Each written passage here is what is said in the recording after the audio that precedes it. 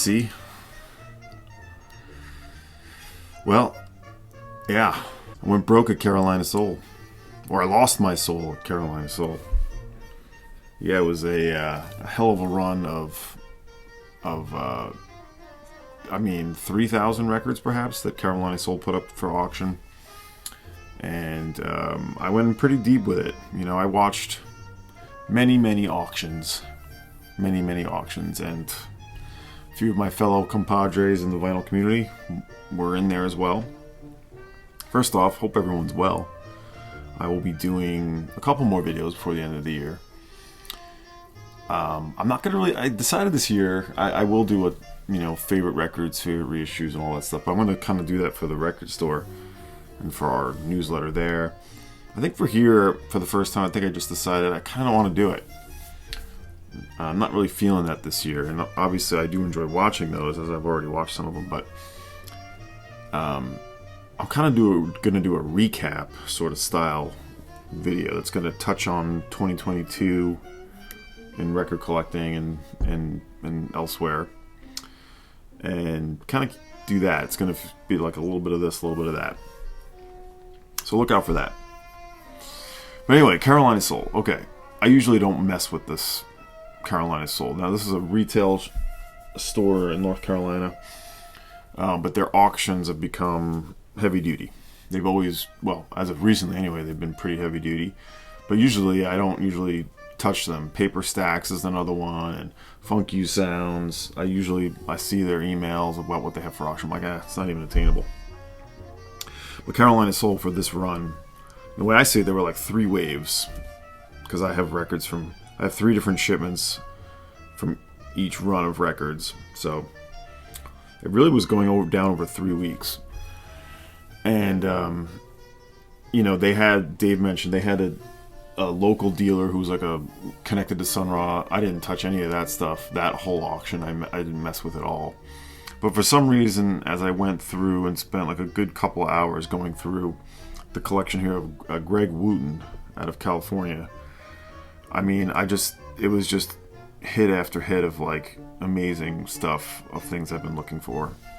And I watched, I don't know, maybe not quite as many as Dave, but I watched probably up to 80 or 90 auctions.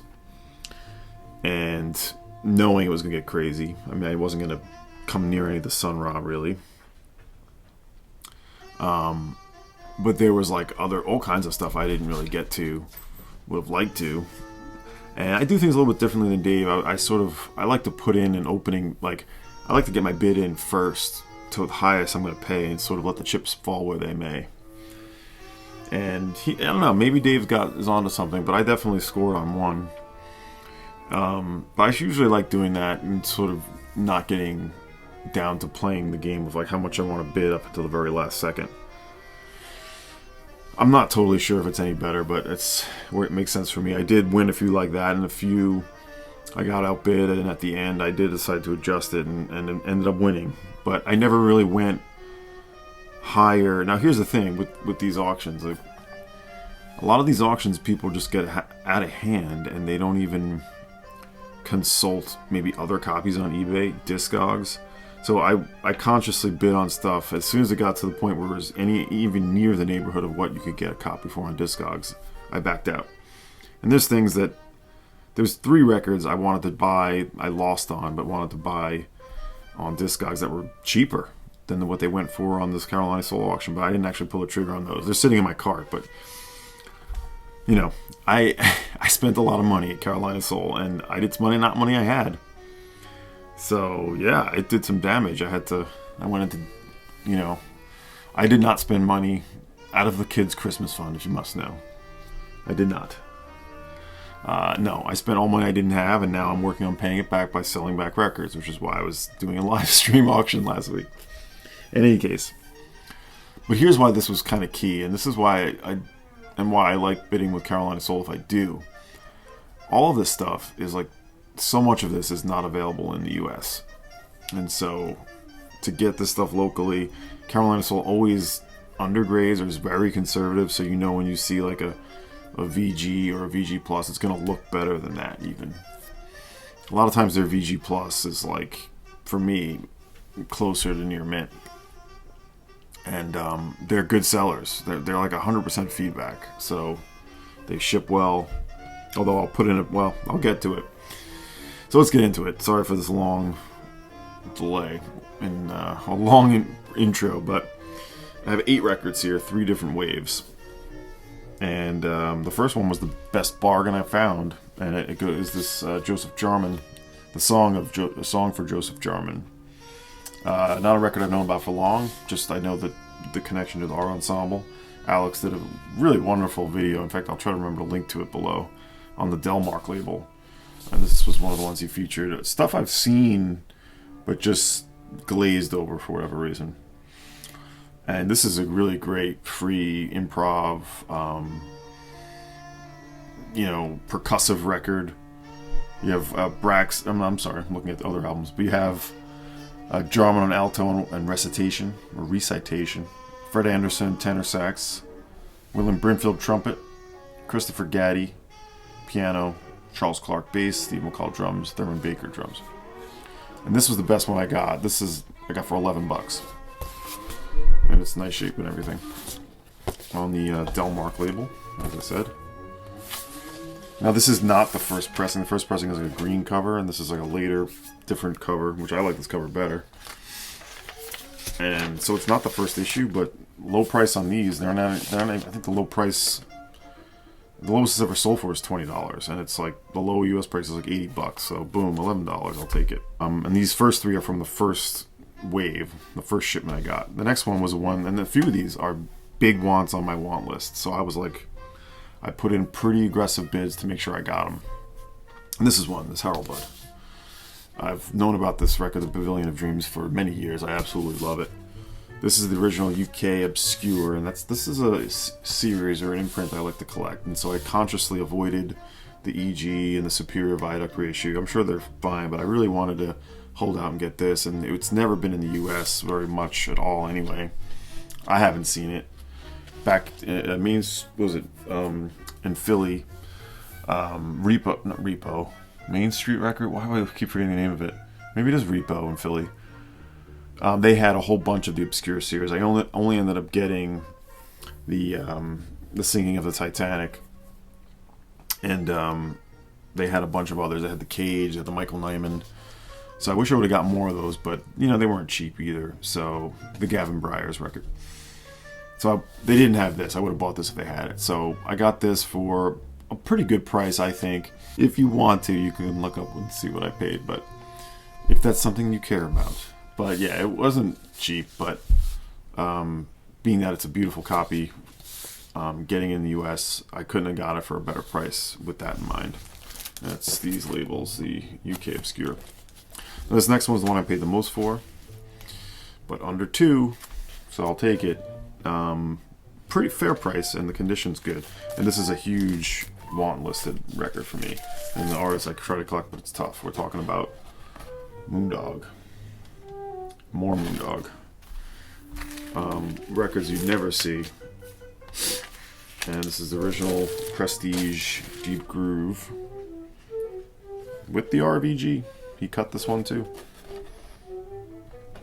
Why didn't I show the cover first? I don't know. And I'll tell you what we're playing in a second. More Moondog on Prestige. No, they had 2 copies of this. A second copy went like 3 weeks later, and it sold for more than this one. And this one is just as nice, if not better. So, really nice shape. Original Prestige, 1957, 58, I think it is.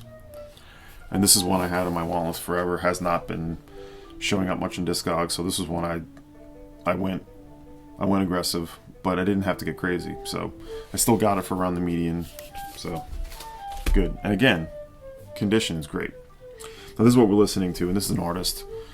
I've been tracking his records, not heavily, but been looking for him. Never seen him. Never been reissued. He has 3 records, never been reissued, and it really appeals to me in the same way that the Cleve Posar solo percussion record appeals to me. And this is what we're listening to, Phil Foghat Ramble, his second album for Tacoma. That's how I found out about this.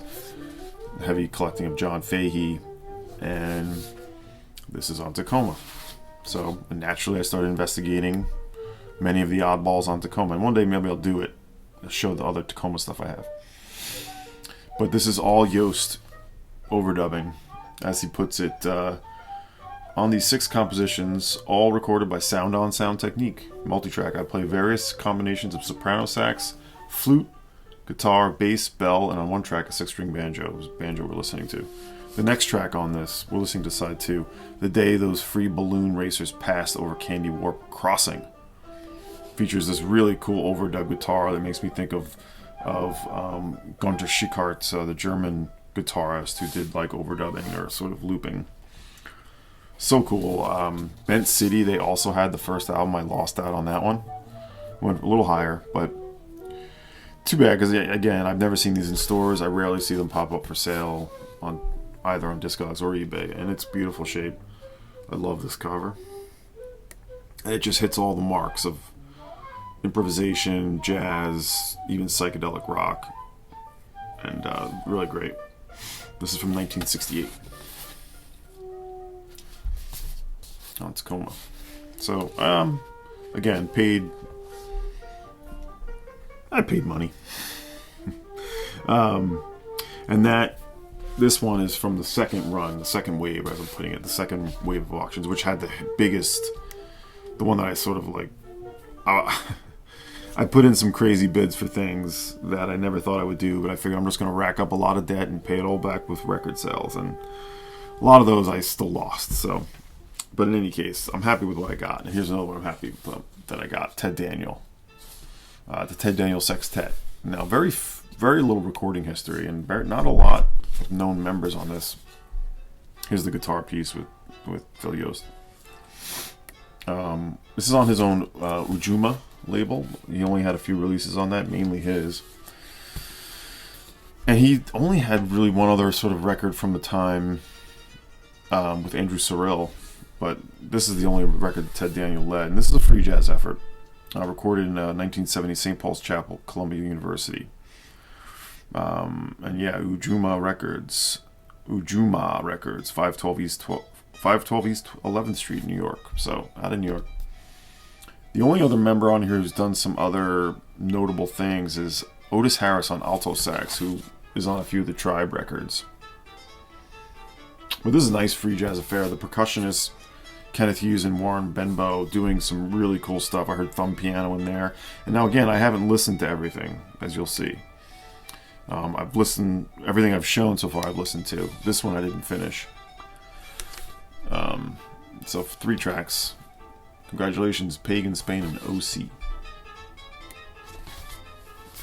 Ted Daniel Sextet. I first caught wind of this one when Angry Mom had a great free jazz and rare jazz collection. And I, for some reason, just checked this one out and I heard it was really good. Didn't bid on that one there, didn't make an offer on it there. But I got this one below what that one went for, and below what the copies sell usually for, so that's good. Here's the labels. It's got 2 stickers on them. I don't know if I'm going to bother trying to get these stickers off, but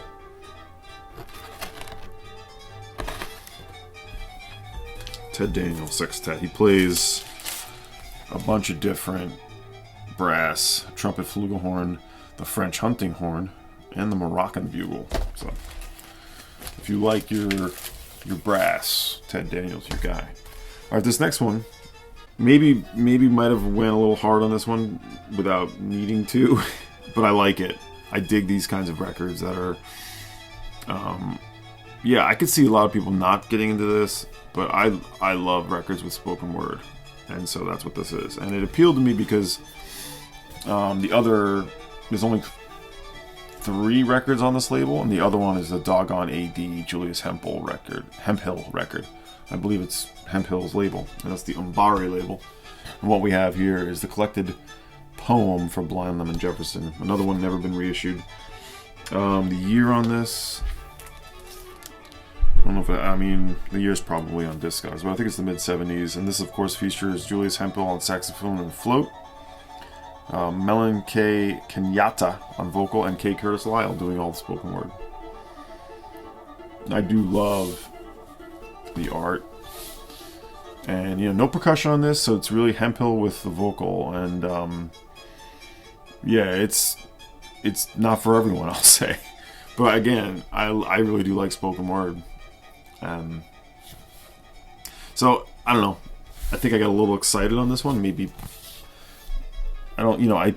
What it goes for, I paid well under what its the asking price on Discogs is. So that's the key. I didn't get too crazy where I would have been right in the same neighborhood as Discogs, which is probably inflated anyway, as we know. But yeah, lovely one. I'll show you the Umbari label. The Doggone AD. I have the Arista Freedom version of that, and it's originally on Umbari. So those three were the second wave. And then the third wave of this Carolina Soul auction was kind of a lot of rock and a lot of sort of more, stuff in that neighborhood. There was a whole run of Jandek records I would have loved to have jumped on. Well, I did try to jump on some of them. I couldn't get them for anything decent. I bid on a lot of stuff just to know I probably was going to win, maybe thinking I'd get lucky on a few, like lower bids. So, didn't get those. There was a lot of stuff I had, like a run of Auburn Burchettes, Robbie Basho, there was John Fahey, all that kind of stuff too. So I didn't have to get too crazy on that, but then again, I ended up watching and bidding on a bunch of things. But I'm happy with the two I got. The first one is one that's been shown in the VC a lot over the last few years, and one that I can't imagine you can find in the US too easy. And this is the Luis Perez, Mexican artist. This is from 81, I think it is, yeah. I can't. En el Ombullo de la Luna. And Luis Perez, this is basically, wow, I've only listened to some of this record. I have streamed it in the past when the reissue was out. And it sort of sat in my want list, but didn't really think too much of it. So I decided to try to get this one, and I got it on like the highest bid I could get without having to increase it. And Luis Perez doing all kinds of stuff on this. I mean, there's folk elements, there's ambient elements, there's sort of psychedelic elements to it. I love the synthesizer on it. And this is the promo copy, by the way. Beautiful gatefold. This is that Filios. The insert, it didn't say, I don't think Carolina Soul put that it came with this, but it did. Some damage on the bottom, but very cool. And it came with this as well. Here's the label. You can see Disco Promocional Hecho in Mexico. Sorry, I'm taking French these days, not Spanish, but in any case, I just figured I wouldn't get this, and it topped out probably where it topped out for a lot of people. I just happened to just get a little bit better. And again, there's a few different editions of this that came out in 1981, the original pressings, and they're all a little bit more than what I did. So this one I've just barely got to listen to. So this is from the package I got just the other day, which I will insert here. Was mangled by the, I think it was the USPS. There's a huge slice in the box that I thought at first, you'll see it, that someone tried to rip open the box, but I can't imagine how you could rip this box and the cardboard that thick. So some type of machinery just made a huge gash in the box. Thankfully, these records were untouched. This one and the next one I'm going to show. 2 records in the third wave here. So really glad to have that. I'm really looking forward to spinning this in the winter for some reason. And the last one, Jordan de la Sierra on Unity, a label that I try to look out for. Should I do it? Yeah, we could do it. I'll do it for you guys. I'm starting to get more into Shrink not being on. And here it goes.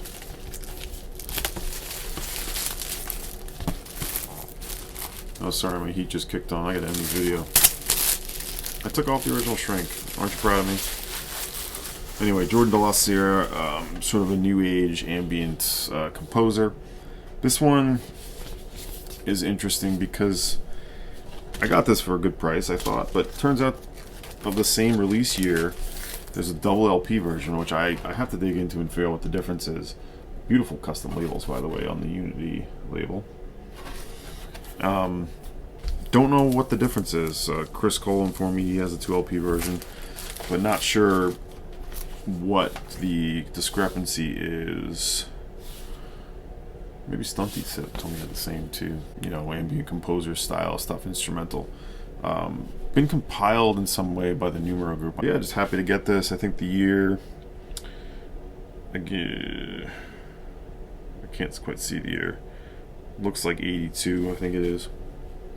Jordan de la Sierra, Gymnosphere, Song of the Rose, music for the well-tuned piano. Very, very beautiful.